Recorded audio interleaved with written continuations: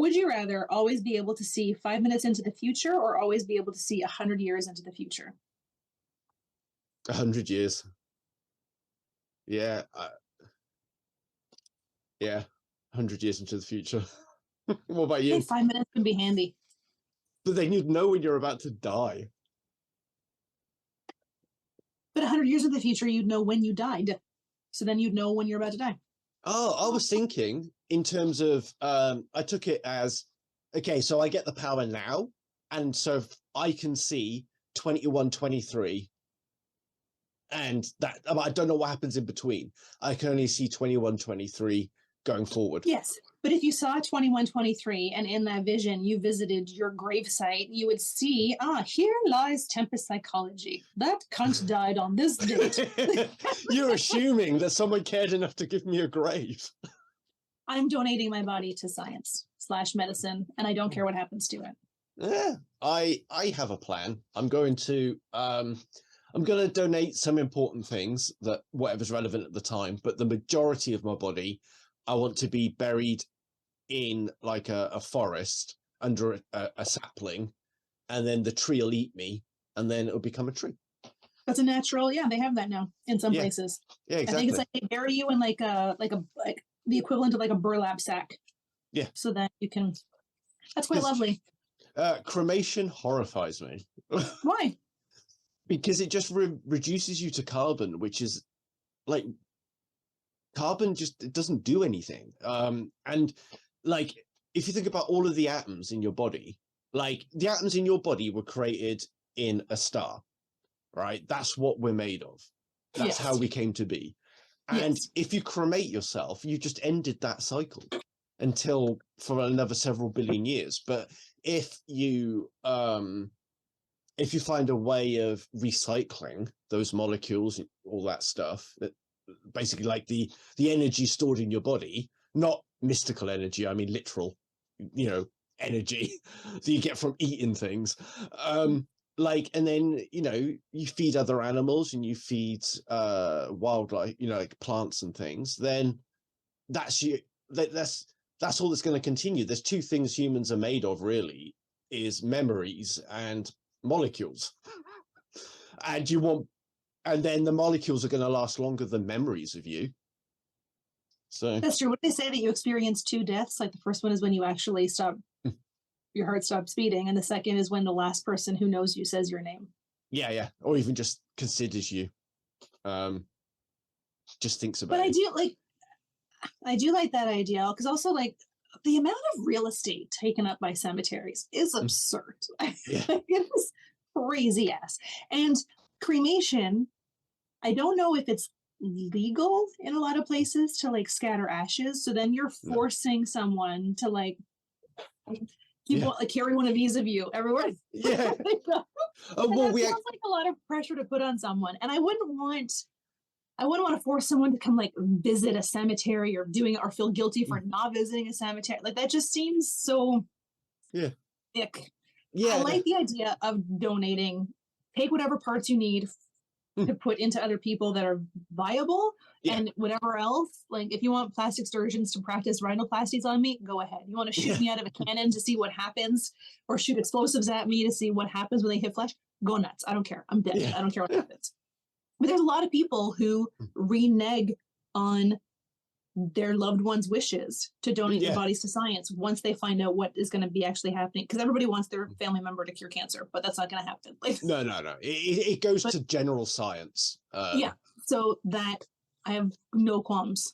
No, so I think because I'm not sure, I don't think a few of my organs aren't going to be useful, basically, by the time I die. I'm pretty sure my liver is not going to help anybody. Yeah, I think my liver and kidneys and my heart are going to be shit. So, and my brain. But I think that I'm all right with them doing certain things, but like I want like the husk of the body, like so they could take the organs basically in the eyes and the whatever brain. Is left. They could take the innards, but then the husk I want them to put in the ground. No, that makes sense, because then whatever's left, instead of becoming medical waste, can feed a force. Actually nourish something. Yeah. and also like this is something me and my partner are doing, is that like we're putting it into our wills as well, so that there's no fuckery, because I can't trust my family. So because they are the kind of, there's a couple of family members who would do what you just said and renege on my wishes. So I'm putting it into a will that like something happens to me, then my partner has final say, because she's literally the only person that I can trust to do what I ask her to do. Are wills read in enough time? Like, I don't know the timing. It's a power of attorney thing, I think, rather than the will. I think I'm using the wrong words, but we have an agreement with, if something happens to me for whatever reason, obviously because of my health issues and my opiate addiction and my pain and stuff, that like we don't know what the future holds, and so she understands, like, if I get to a certain point, then it's just switch off the machines and just fucking let me die, and I don't trust anyone else to do that. Yeah, I wouldn't trust my family to do it either, especially the like, I think even if I told them I wanted to be cremated, I think that would be a hard pill for some to swallow. Yeah, because they're just very set. We have our thing very set in the cabinets. Yeah. The dead filing cabinets. But yeah, that's right. Yeah, to remember. Yeah, you have the mausoleum, don't you? The mausoleums. Which is really weird, because like when you go to a funeral and they do the interment, if it's in the ground, right? Like the casket is already there, and then it's just like a little hand crank that lowers it down, and then everybody walks away. You don't watch, the ones I've been to anyway, you don't watch the dirt repacking on top of the cemetery. But when it's in the mausoleum, you watch the whole thing go down. So like you're watching these two guys in like dirty overalls lifting it up on a crank, if it's there, shoving it into the wall, putting the thing on, cocking it around, putting the other thing. So you're watching them work, and then it's like, okay, I guess we should go. So it's kind of awkward. Yeah, it's a little bit weird. That's so strange. I've only ever been to cremations and regular Christian burials. I've never been to a cremation. It's a bit weird. It's the other extreme. So in the middle, you've got like a normal burial. Then on the left, you've got the mausoleum, and on the right, you've got the cremation, which is, it's there, and then there's some curtains, and then they play the song that the person's chosen, and then the curtains close, and everyone shuffles awkwardly and leaves the room. That's all, folks. Yeah. It's so fucking weird. What would you want your song to be? Honestly, I have no idea. I think it would be something just ridiculous, like "So What," the cover song Metallica did. The Ministry song? No, I don't know. Metallica did it. I don't know who did the original. And it's like, "So fucking what?" And then it's like, oh man, no, I'm gonna play it. It's so fucking. I think if it's a cover called "So What," it might be a cover of a Ministry song. It's by the Anti-Nowhere League. Oh yeah, no, I can tell by the lyrics it wasn't Ministry. Fantastic song by Ministry, one of my favorites actually. I would want mine to be from a soundtrack. It would be from the Hitchhiker's Guide to the Galaxy soundtrack, and it would be "So Long and Thanks for All the Fish." Yeah, that's a good one. Yeah. I want to do something like that, something cheery. Yeah, I don't want mine to be a depressing event. Like, celebrate the life that I had, not mourn that you're not gonna get to see this looker anymore. So that's the thing. Like, but my stepdad's always said that he doesn't, like, he's never understood death, like, in the way that I think people act like it afterwards. Like, he's very much, okay, you go through the bad bit when they've just died, and then you've got to bury them, have the funeral. But then afterwards, he's like, right, I've got to crack on with my life now. But when my mum's mum died, my grandmother, like, part of the problem they had in their relationship was that he was like ready to crack on, but my mum was still traumatized. And they had relationship problems because of that. There's a lot of expectations, I think, after someone passes away. And it's funny, my friends and I were talking about this a couple of days ago when we went to the Salt Cave. And it was like how everyone has their own idea of what an appropriate mourning period is, but you can't dictate how somebody else mourns, what that mourning should look like, when they're going to mourn, right? Everybody does it at their own time and their own pace, but then it's also very showy. Like, After my dad passed away, my grandmother gave my mom a hard time for putting a wreath on the door because, like, oh, your husband died. What will the neighbors think? They're going to think you're happy that he died. And it's like, the neighbors don't even know he's gone. Like, Yeah. the neighbors don't know who we are. My sister went to a garage sale across the street and they were like, oh, do you live in the neighborhood? It's like, I can see fucking windows. Like, Yeah. I don't know.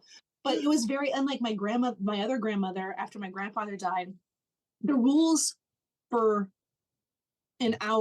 what we know of anyway, in our family, is if it's a parent or a sibling that passes away, you wear black for a year.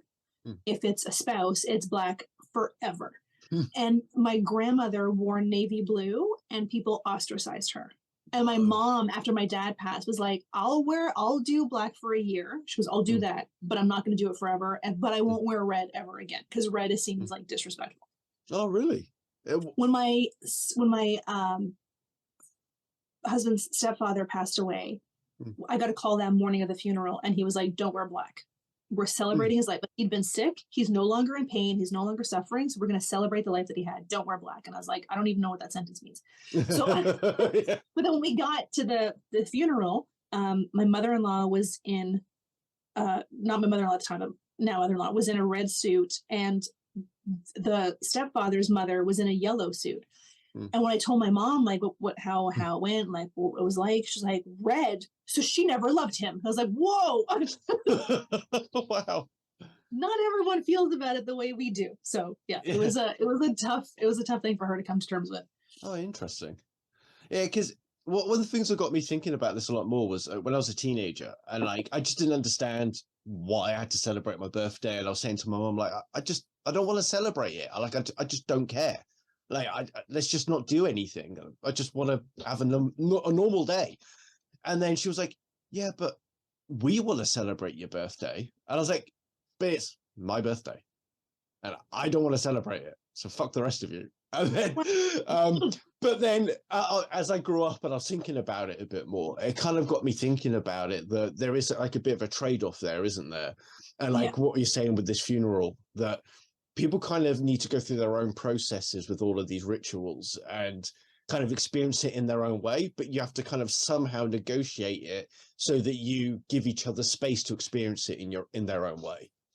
Yeah, and it's everybody puts their own rules onto you, right? Like if we're for our family, we do this usually historically it's been like 3 days of viewings, and it'll be like a 2-hour chunk in the afternoon, a 2 or 3 hour chunk in the evening, where the close family is there every single session. And then like if someone sees you like chatting with somebody and smiling or laughing, it's like, no, don't express that. Like you can't possibly find a spark of joy in this dark time. Whereas in some instances, like I get if it's traumatic and it was an accident or a shock, but like when my dad passed away, he had brain cancer. We knew after his original surgery, like the doctors told us, like this is going to kill him. Like it'll be back in 6 months. It'll be back in a year. No one with this has ever gone more than 5 years. So we all knew, and we all should have at that point started to prepare for the inevitability of it, because we knew it was coming in short order. So like for me, when it happened, it was sad, but it wasn't a surprise. Yeah. I was there, like, I think I had kind of like warned him before he was gone, so that when he was gone, I could be there for my mom, who like other people were still like shocked, like it was taken by surprise. And it's like, we knew this was going. Yeah. And then it's kind of weird how other people outside of your nuclear family have all these opinions about it, about what you should be doing. And it's just, but like your focus is going to be on your mum because she's the one that's lost someone. Yeah, like it hit her a lot harder, because at that point I hadn't lived in the same home with my dad for 20 years. Yeah. So I wasn't seeing him. I was seeing him once a week, and when I would see him, we would just kind of like chat for 5 minutes, and then I'd go hang out with my mom. So like we just didn't have that closeness of a relationship. But it was just, everyone expects you're gonna like throw yourself on the coffin. Yeah, the old sort of Indian ritual where they would throw themselves on the pyre, the widow. Well, hey, in 1523, did they still have professional mourners? I had no idea. Was that a thing then? I know they still have it. It was a thing South in history Korea. where they would hire people to like come and cry at your funeral. Oh, well, if you can turn on the waterworks, you get some good money out of that. Right? I mean, I don't know if I could actually turn on the waterworks, but if I had like a hat with like a veil on it, I could make the appropriate sound. You could sob like. Yeah, I can make the sounds. Mm. I can do it. I can fake it. Oh, Left 4 Dead when they. Oh, I'm just thinking of Left 4 Dead with the The witch. Yeah. And she would cry like that in the corner. Yeah. And then you'd be shitting yourselves. I used to like shooting it to piss my mates off. Where is she?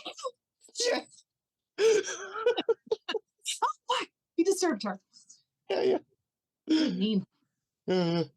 Oh. It's lunchtime.